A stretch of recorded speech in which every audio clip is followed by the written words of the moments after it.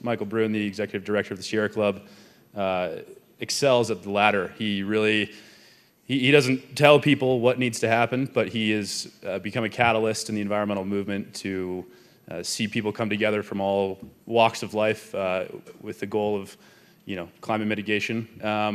So last but certainly not least, and Michael made me say certainly not least, I'll just say that, Michael Brune, Sierra Club, thank you.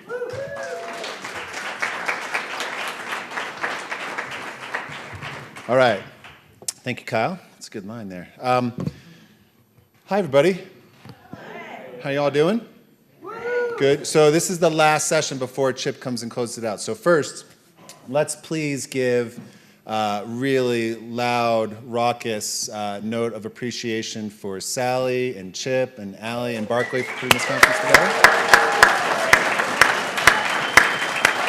Come on up.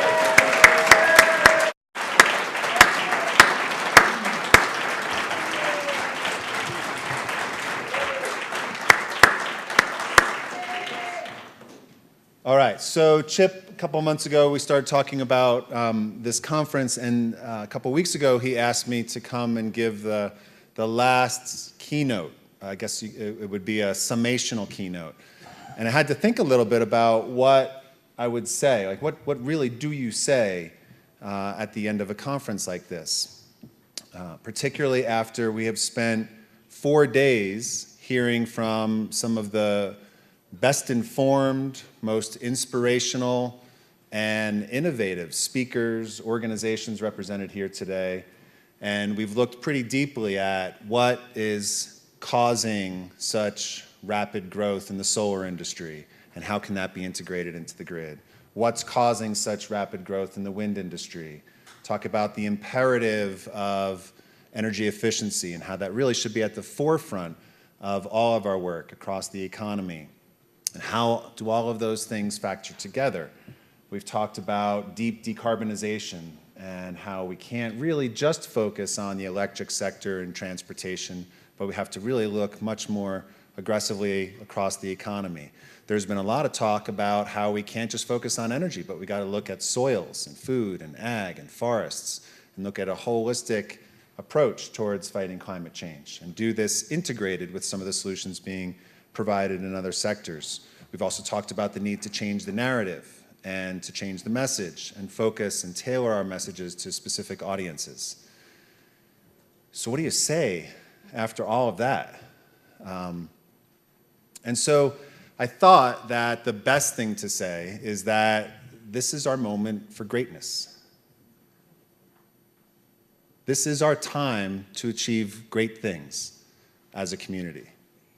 Regardless of what your role is, what brought you to this room, regardless of how many times you've been coming to this conference, I think a strong case can be made that right now, this year, in this political moment, we have an unprecedented opportunity to achieve amazing things, historic things. So this is the 14th annual AREDAY conference. Think about what's happened in the last 14 years. Think about the conversations that were being held in the first couple years of this conference. A lot of conversations about some hoped for growth in solar and wind and energy efficiency and other industries. A lot of conversations about how the cost of solar might decline, cost of wind might continue to go down, technological advances might happen. But all of those conversations 14 years ago were coming against the backdrop of hundreds of new coal plants being proposed all across the country, from one coast to the other. And almost every one of them were defeated, right? Fast forward a few years, lots of conversations were being held about the need for more investment in renewable energy. And the backdrop of that conversation was the failure of Solinga and the failure of a few other businesses. But what happened was that even though a few high-profile failures happened in a few industries, as happens in a relatively free marketplace, we saw dozens or hundreds of companies wildly succeed and become have dramatic growth rates and have become enormously profitable. And of course, now we're living in a time of unprecedented assault, regardless of your political affiliation, regardless of what role you carry into this room. Has to be said that the attacks that are coming, the rollbacks that are coming from the federal government right now on air and water quality, on regulations to safeguard Americans from pollution from particulate matter, or from smog, or from mercury and arsenic, or from toxic coal ash, or from the water pollution emanating from coal plants and gas plants and nuclear power plants, or the protection for endangered species, not just the grizzly, or the protection of our public lands, or the fact that voting rights have been rolled back in dozens of states across the country, or the fact that our democracy too often is one in which $1 equals one vote, and the fact that there are hundreds of millions of dollars flooding in to our political system from both parties. We are facing a challenging operating environment. I don't have to tell you that. I'm not breaking news here today. There won't be a text message coming from the Sierra Club saying, hey, we have a challenge right here, right? And I would say, in spite of all that, this is the best time we've ever had to advocate for clean energy and climate solutions in our country today. Buckminster Fuller said that we should be the architects of our future, not the victims of it. And so I think our challenge as a community isn't just to continue to see the solar industry continue to grow, because it will, regardless of whether we do anything. Isn't just to see continued advancements being made in energy efficiency, because that's going to happen. It's not just to see a few more coal and gas plants be replaced by batteries and energy efficiency and wind and solar, because that will happen. But our challenge is to be great and to actually solve the climate crisis. Not talk about solving the climate crisis, but solve it. And to be as ambitious and as aggressive and as inclusive as we need to be as a movement. This picture you see here today, 100% clean energy. That was taken last year, I think exactly 1 year ago today, up on the hill before the concert, which is going to happen again in a couple hours. And we did this to try to get a couple more cities to follow the city of Aspen's lead. Aspen was, if not the first, one of the first cities in the country to make a commitment to transition the city all the way to 100% clean energy. And our goal over the next year was to see if we could get 5 cities to follow suit. We now have 40. We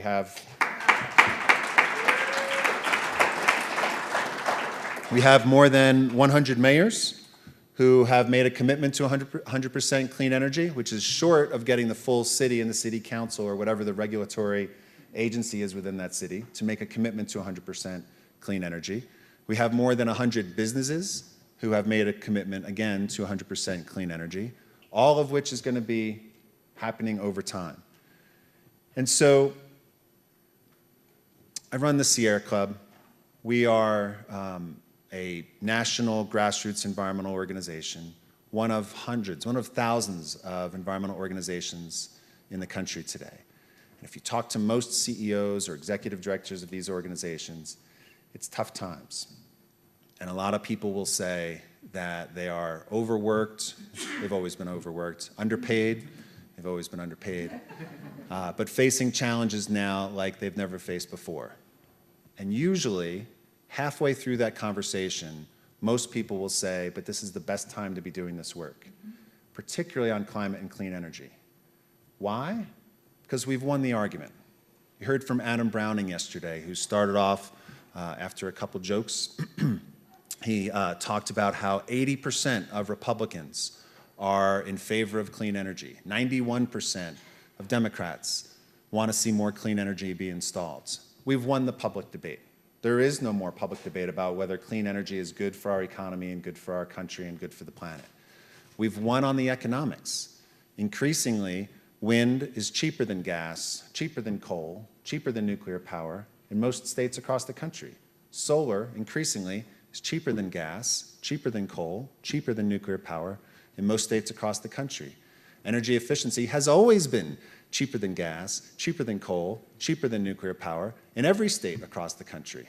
Battery storage is becoming more accessible and more affordable than it ever has been.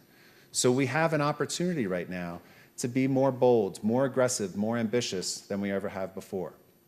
And so look at what has happened in just the last couple weeks since the president announced his withdrawal from the Paris Climate Agreement. That same day, that very day when Trump said he was pulling out of the Paris Climate Accords or would start a process to pull out of the Paris Climate Accords, that same day, 3 more coal plants were retired, including the last 2 big ones in the great state of New Jersey, where I come from. The next day, Kansas City Power and Light announced that they would close 3 more coal plants and replace it largely with wind, and that they would keep rates the same for their customers and create more jobs, particularly in that region of the country where wind is so powerful and so efficient. The next day, that weekend, we saw the mayor of Columbia, South Carolina, make a commitment to 100% clean energy. The mayor of Orlando, Florida, make a commitment to 100% clean energy. The next day, on Monday, the whole city of Portland made a commitment to 100% clean energy. The county, Multnomah County in Oregon, made a commitment to 100% clean energy. Today, the city of Los Angeles will vote. I'm almost 100% confident that they will vote to move their entire fleet of buses to 100% clean energy electric buses. The second largest fleet of buses in the country will not run on fossil fuel. Every new bus that they buy will be powered by electric batteries, which increasingly will be powered by clean energy. So I think that our challenge right now is to think about how far can we go, what's possible, and what kind of movement do we need to achieve this kind of greatness, to actually solve this problem. Who do we need to be? What does our movement need to include? It needs to include Republicans, as well as Democrats and independents and Green Party members working together. It needs to include every person, regardless of their political persuasion, regardless of the color of their skin. If you're queer, if you're trans, if you're cisgender, you have no gender, you have to be a part of this movement. You have to have room in this movement. If you are African American, if you are disabled, if you are Native American, if you're a white male, if you're an immigrant, if you're a refugee, not only should you feel a part of this movement, but you have to see a future in our ideals that works for you. We have to be a movement that cares just as much about coal workers as we do about clean energy investors, and how those communities, both of them, will thrive. We have to be a community that thinks about all of these jobs that are being created in the clean energy sector. Are they really family-sustaining, good-paying, long-term clean energy jobs? As we move off of fossil fuels, are we promoting an economy that works for everybody? Do we have a clean energy vision that includes everybody? Does the coal miner who works in Appalachia or, say, Southern Illinois, do they see a future in this clean energy transition that works for them, that will help them pay the rent, pay the mortgage, send their kids to college? Does the solar worker in Colorado or in California who has a lot of work, do they see enough wages, high enough wages to put their kids through school? These are the questions that we have to answer. It can't just be, well, the rate of solar hit 60% for another year running. It can't just be we retired another 5 coal plants. It can't just be a couple more cities made a commitment to 100% clean energy. It has to be whether or not everybody has a stake in the success of a transition off of all fossil fuels. So I really do believe that this is our time for greatness, but to achieve that, we have to stretch. We have to do things that are hard. We have to talk to people who disagree with us. And when we talk to people, I mean not talk, but listen to people who disagree with us and figure out how can their values be merged with ours to achieve a solution that works for everybody. We have to look at our own organizations, our own companies, and say, do we reflect the demographics in our country? Do we reflect the values in our country? Or do we really reflect a subset of this country and we don't hold the values of the majority of the public right now? I'm excited to have come to this conference now for 2 years running. I think that what our day represents is an amazing opportunity to continue to challenge ourselves, to continue to innovate, to take stock of the changes that we've been seeing across the economy and never be satisfied with that. To always think, what are the next set of questions that we have to wrestle with over the next year? What are the changes that we have to make? What can we all, individually and collectively, do better to achieve a 100% clean energy future that works for everybody? So thank you again for listening. Thank you for coming to the conference, and thank you for all that you do.